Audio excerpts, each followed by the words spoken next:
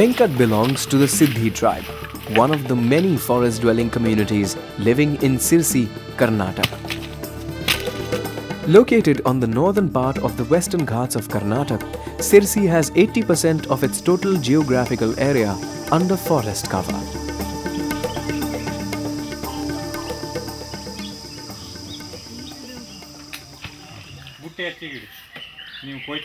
Venkat gets 40% of his income from NTFP collection.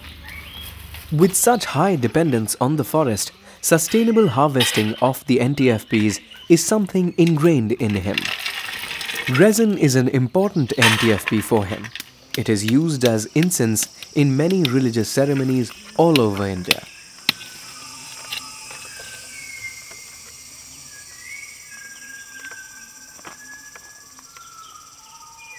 Venkat follows a carefully worked out method of sustainable extraction of resin from the trees, where the scraping heals over time.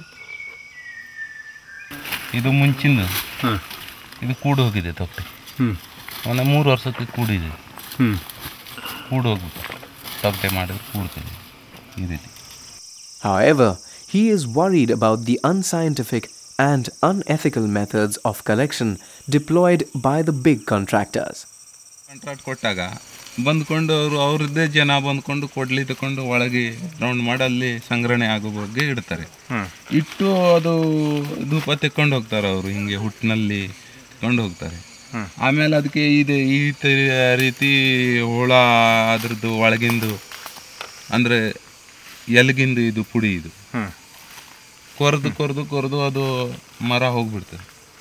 ರಾಶಿ ಇದೆ ಈ ರೀತಿ ಪುಡಿ, ಇದು ಮರದ ಎಲ್ಗಿನ ಪುಡಿ ಒಳಗಿನ ತಿರುಳು ಹಂಸ, ಅದು ಸಾಮಾನ್ಯ ಒಂದು 15-20 ವರ್ಷ ಹೋದ ಕೂಡಲೇ ಮರ ಔಟ್ ಆಗ್ತದೆ.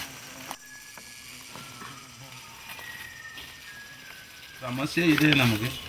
ಸಮಸ್ಯೆ ಅಂದರೆ ಒಯ್ದು ಮಾಡೋದು ಕಳ್ಳಣ್ಕೆಲ್ ನಾವು ಒಯ್ದು ಕೊಡೋದು, ಬ್ಲ್ಯಾಕ್ ಅಂದರೆ ಒಯ್ದು ಕೊಡೋದು, ಅಂದರೆ ನಮ್ಗೆ ಡೈರೆಕ್ಟ್ ಒಯ್ದು ಕೊಡುವಂಥ ಪರ್ಮಿಷನ್ ಇಲ್ಲ. ಅದೇ ನಾವು ಇದೇ ಧೂಪದಲ್ಲಿ ಒಂದು 100 ಗ್ರಾಮಿನ ಒಂದು ಟಿನ್ ತಗೊಳ್ಬೇಕಾದ್ರೆ ಕಡಿಮೆ ಅಂದರೂ 22-23 ರೂಪಾಯಿ ಕೊಟ್ಟು ನಾವು ತಗೊಳ್ಬೇಕು.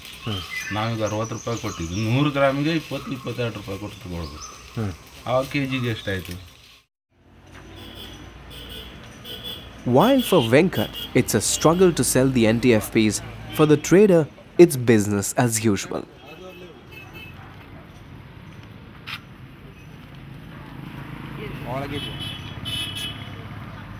A family like Venkat's earns about $750 per annum. For the trader, it's a different story.